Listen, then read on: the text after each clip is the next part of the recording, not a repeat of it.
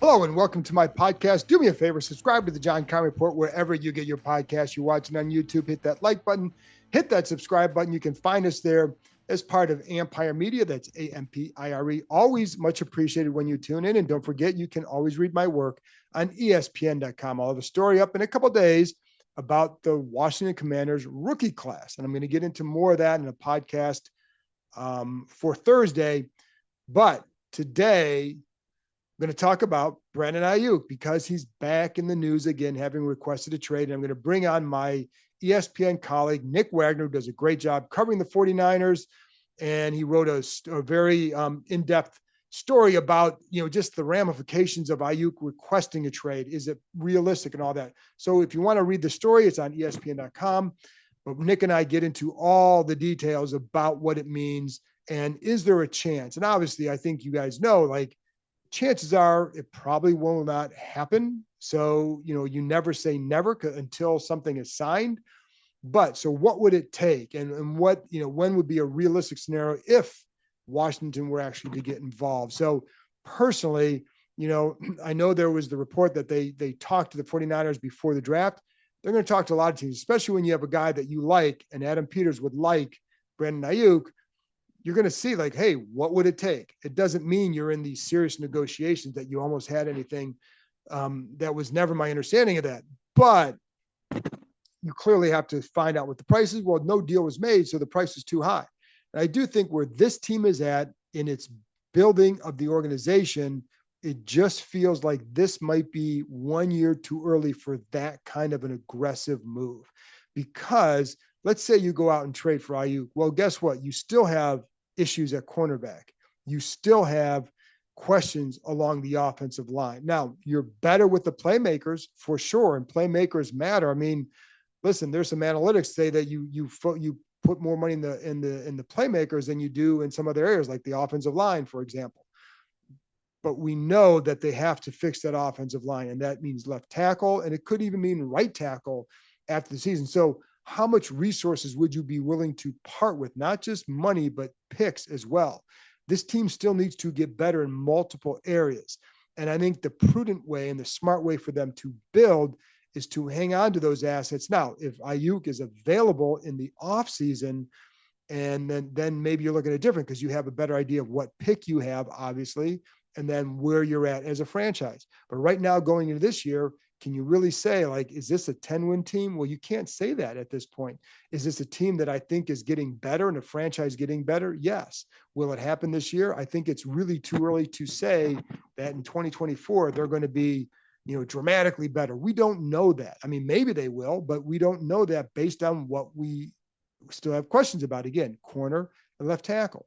And, you want to build this the right way so it's sustainable for the long haul. And, making a move where you're trading draft picks and then investing that much money in a receiver would be awfully difficult. And you have Terry McLaurin, who will be in the last year of his deal in 2025 with a $23.6 million cap hit. You have 40 guys under contract right now in 2025. So they're going to have to spend a little bit to get in compliance, et cetera. And, you also have guys like Cosme's a free agent, John Allen.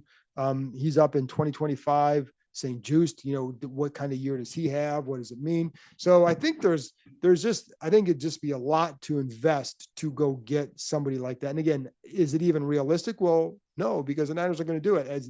And Nick gives some really good insight into that. So I want you to hear from him more, but I did want to kind of explain even on this side where what I think makes sense. And again, I could see, let's say in a year, let's say they win 7 or 8 games this year. And then, you can do some things in free agency. Well, maybe then you feel like, hey, you're on the road to 10 or 11 wins in 2025. That's when you can say, okay, now you're parting with a first round pick. Well, chances are you win 10, 11 games, that pick's in the 20s. So now you're going to feel a lot more comfortable making that kind of move as opposed to, what if you only win 7 games? Where's that going to be? And are you willing to give up that kind of a pick plus the money? So anyway, a lot of things to consider. But the first thing, and I know there's a connection there and it makes sense. And, I get that. Anyways, here's my conversation with Nick Wagoner talking about the Brandon Aiyuk situation from the 49ers perspective and why it still makes sense that he will be with the 49ers. Okay, Nick. Well, it's like the monthly check-in with Brandon Aiyuk because they're made noise again today. So I know you got a comprehensive story on ESPN.com about the Aiyuk situation. Has anything really changed with this trade request?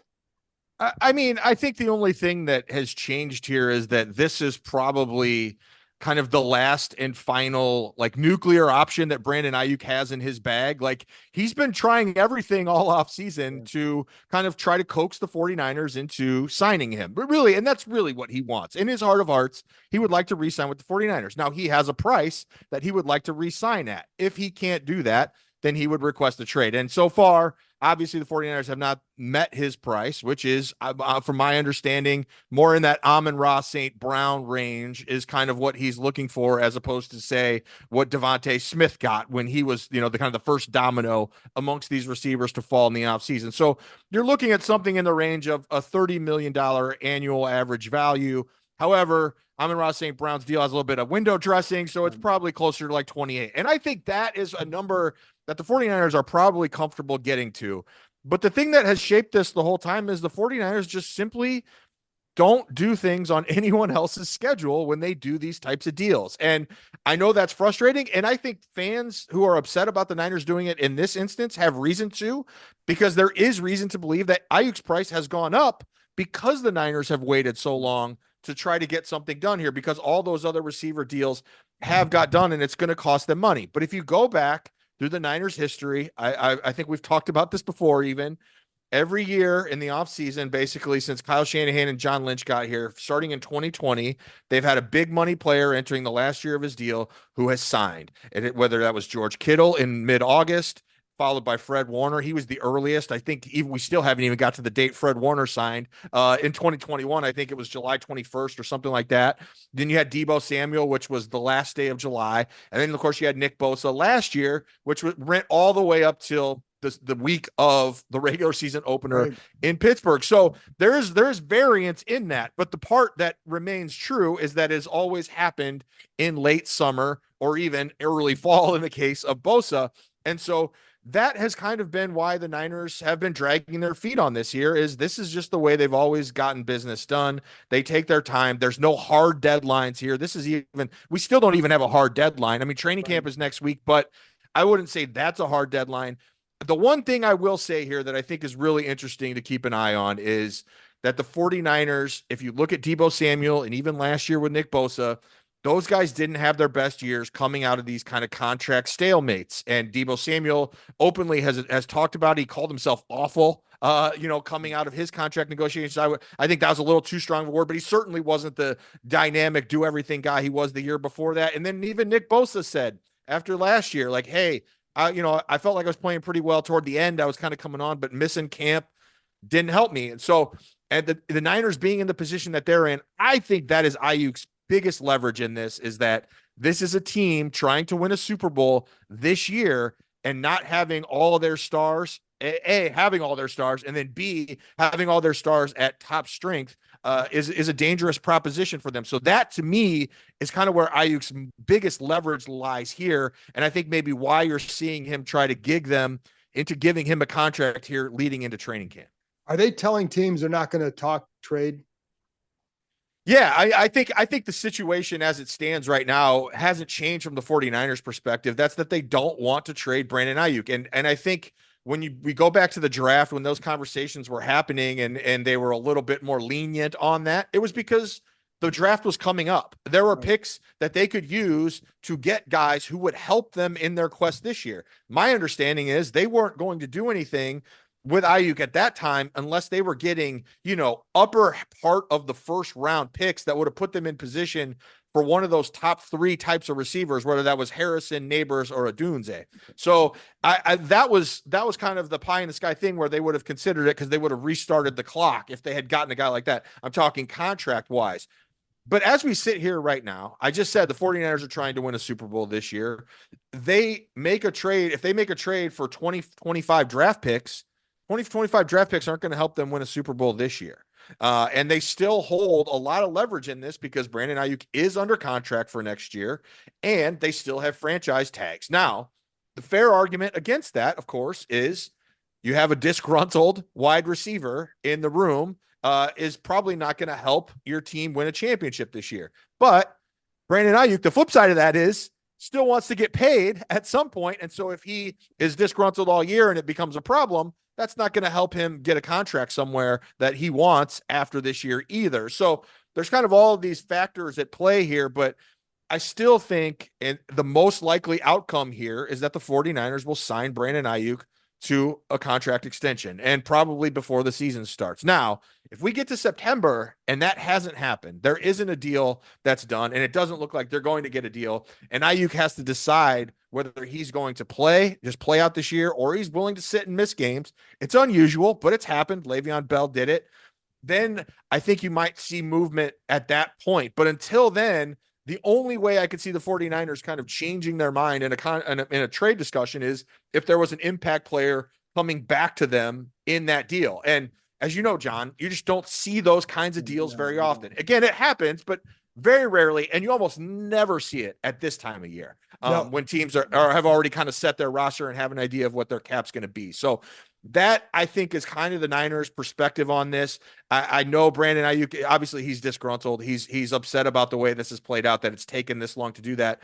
But he can become extremely gruntled with a contract within the next few weeks, which I still think is on the table. Deebo Samuel requested a trade and signed a big extension months later. Robbie Gould, to a lesser degree, a kicker, but still got a nice contract after he requested a trade. So the Niners' track record of signing guys that they want to keep is very good. And the other thing I'll add here, we talk about price. I've said this all along. If Brandon Aiyuk's price and what he asked for goes to a place where the Niners aren't comfortable, I think at that point they would have considered trading him. I don't think that has happened yet. I don't think it's gotten to a point where there's just no way they would ever do it. They haven't been willing to come up to it yet, but I still think there is a place that they think they can find that would make that work. And I say that because the one guy who was a 49ers star player who they traded was defensive tackle DeForest Buckner. Coming out of the 2019 season, the Niners had Buckner, Eric Armstead to pay, Jimmy Ward to pay, and quite frankly, they loved Buckner. John Lynch will still tell you to this day the hardest thing he's had to do as the general manager of the 49ers was trade DeForest Buckner. But they got a first-round pick, a high first-round pick in the first half of the draft, and Buckner's price went into that $20+ million a year range where it was going to cost them Armstead. It was going to cost them Jimmy Ward, and they just weren't comfortable doing it. But the Niners knew that. And that was the tell to me of, okay, his price just got past their puke point where they could no longer stand it. I don't know that we've reached that point with Brandon Aiyuk just yet. And that's why I still tend to think ultimately this is going to play out in a way that he's going to be a 49er, at least for this season, but probably on an extension for long term. What do you make of the whole, I guess, the showing Jaden Daniels practice footage? And then because you couple that, because obviously they have a great relationship. That's like their best. Sure. Friend. Of course. And then you have Adam Peters, who was there. Yeah. So what do you make of all that?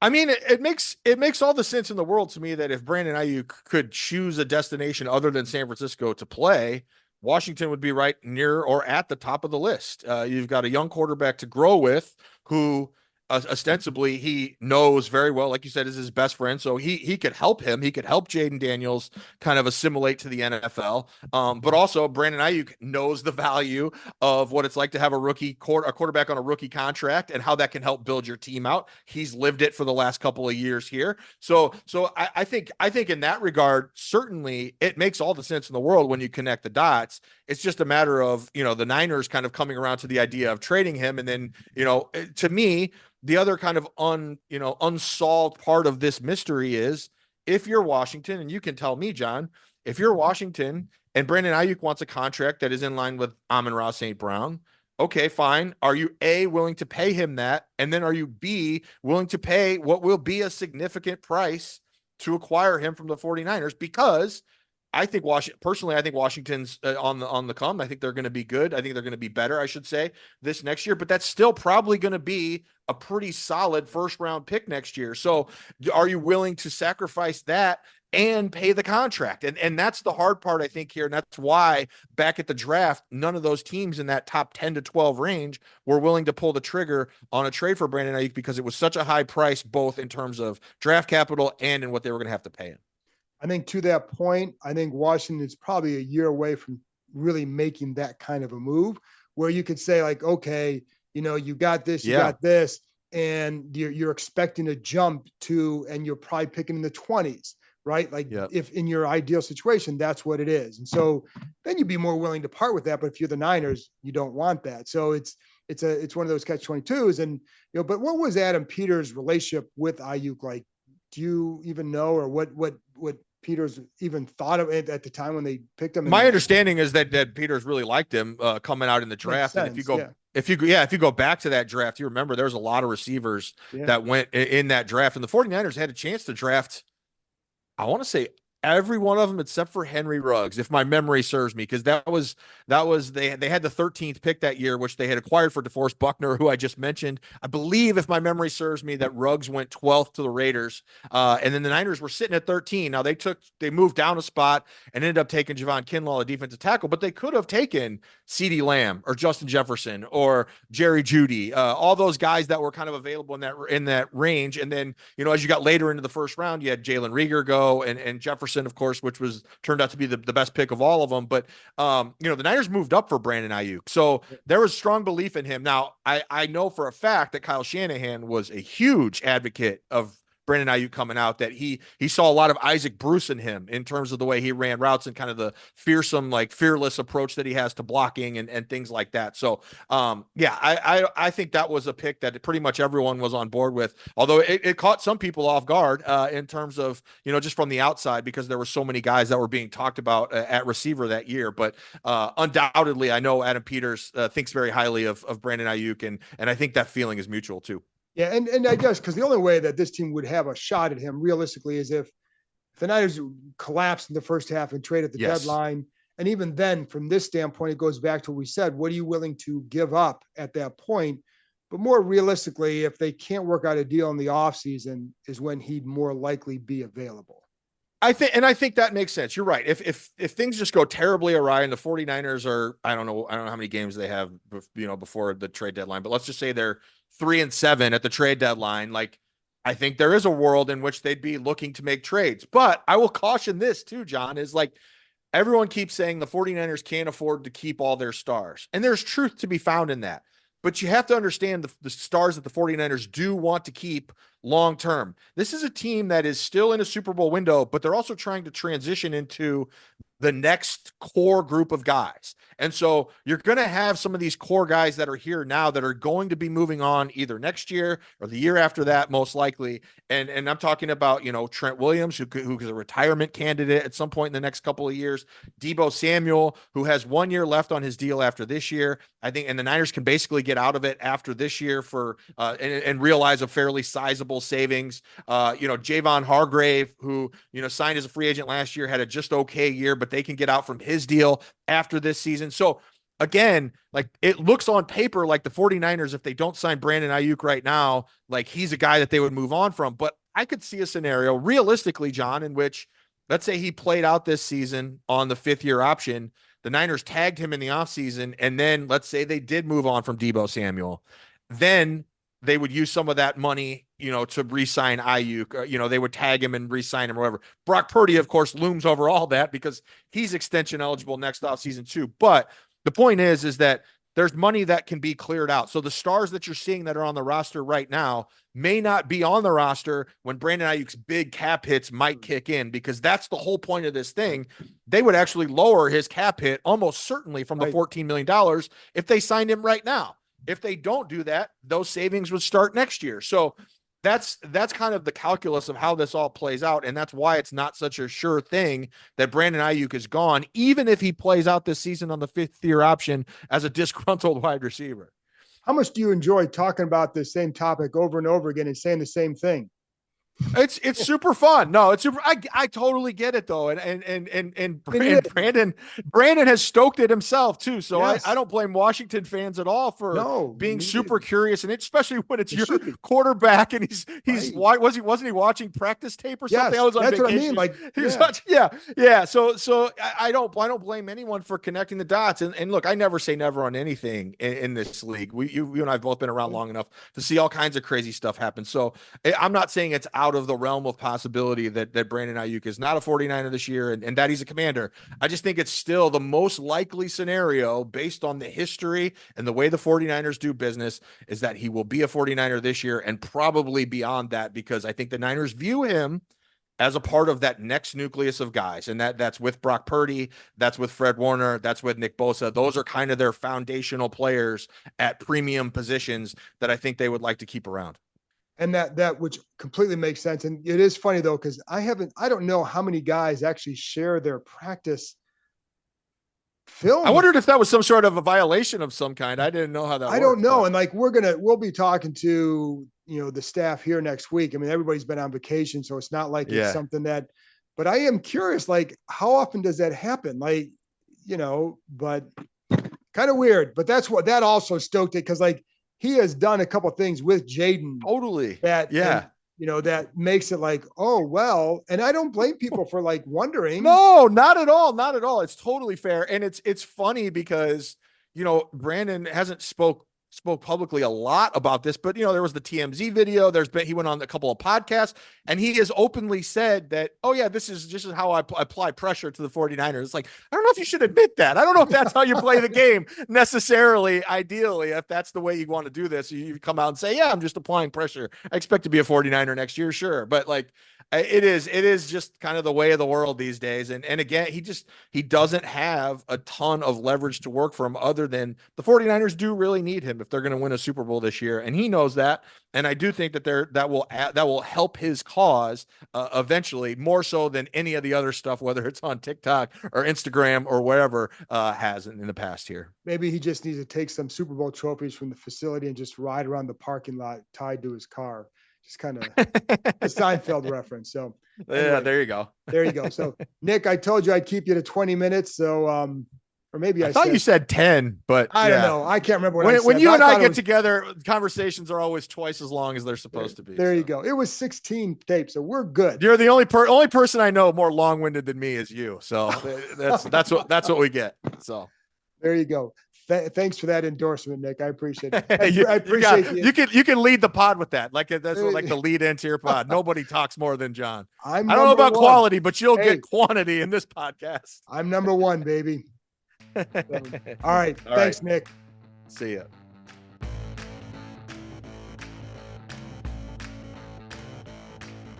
That's it for this episode. Thanks to Nick for joining me, and thank you, as always, for tuning in. I'll be back on Thursday with another episode talking about the rookies reporting. I'll talk to you next time.